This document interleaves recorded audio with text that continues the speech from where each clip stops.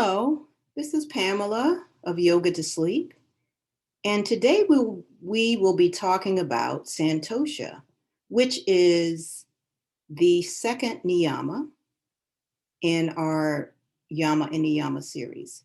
So the Yamas and Niyamas are the first and second of the 8 limbs. When we talk about yoga and we're talking about the 8 limbs of yoga, Yama is the first limb, and Niyamas are the second limb. We get to asana later, which is interesting as yoga is taught in the Western world. So today we will be talking about Santosha. This is one of my favorite niyamas. I have a few, but this is one of my favorite. I actually resonated with the idea of using rules and observances to go inward, to dive a little deeper, to be curious about ourselves and our spiritual quest. So, Santosha means contentment or acceptance. What I believe that to mean and how I've practiced that is not acceptance like, oh, well, this is just the way things are and it is what it is. So there's nothing we can do about it. But acceptance in the present moment.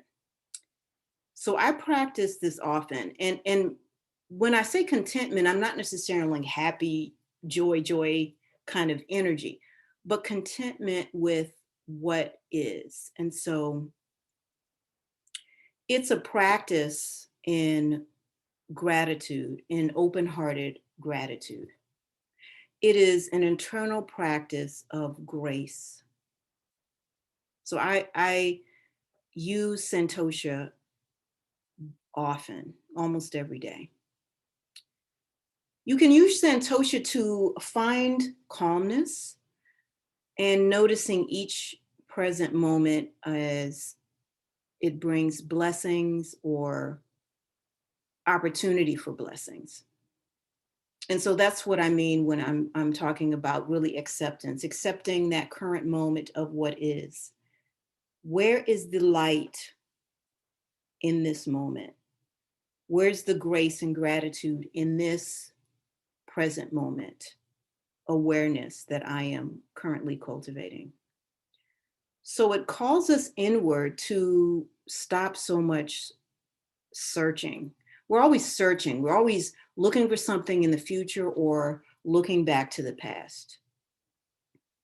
And this is really a theme in many of the yamas and niyamas, but to focus really on what we can be grateful for in this moment, how we can give thanks now. And if we're doing that, we're not searching. We're not searching. We're not coveting so much, right?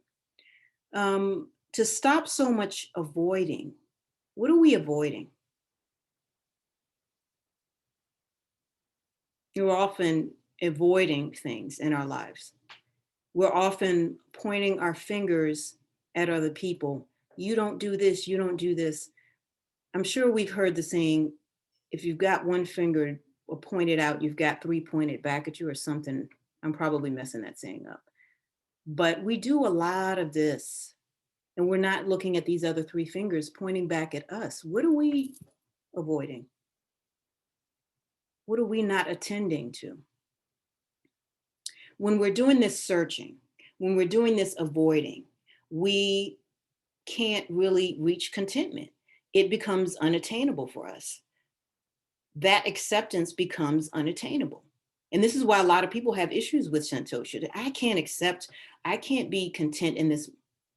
What are the expectations that you're searching for? What are the things that you're avoiding? Right? Santosha calls us inward to really examine where we're focusing so much of our energy. And in these trying times, in these challenging times, we need to conserve our energy. We need to balance our energy out.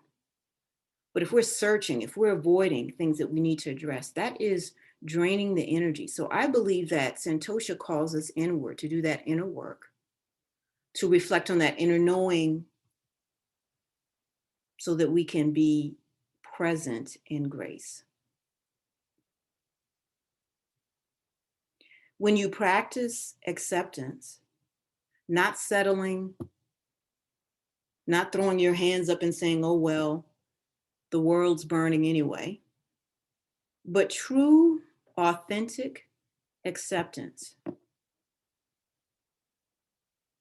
you start to embody gratitude and grace. You start to develop, as the Buddhists speak to, a deep, abiding calm. So as we're practicing this deep, abiding calm on our meditation cushion, on our yoga mat, out in the world, what does that look like? You can't have a deep, abiding calm and be searching, always searching for something. The grass is always greener over here. Social media can do that to us too. You know, Instagram, oh, look at what they're doing. Look at what these people are doing. You can't get to the deep, abiding calm within if we're consistently doing those types of things. So Santosha helps us to practice presence and gratitude.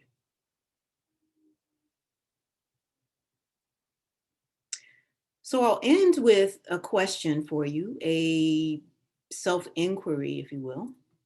Since the pandemic, how have you practiced Santosha, if at all? How has Santosha shown up for you? And maybe an additional question would be, if you aren't practicing gratitude in this way, acceptance, contentment, if you are not practicing Santosha or you're not familiar with it, how would you employ that in your life as we go through these times? Let me know in the comments, or you can send me an email and let me know at yoga2sleep@gmail.com. That's yoga, the number 2 sleep @gmail.com. Let me know.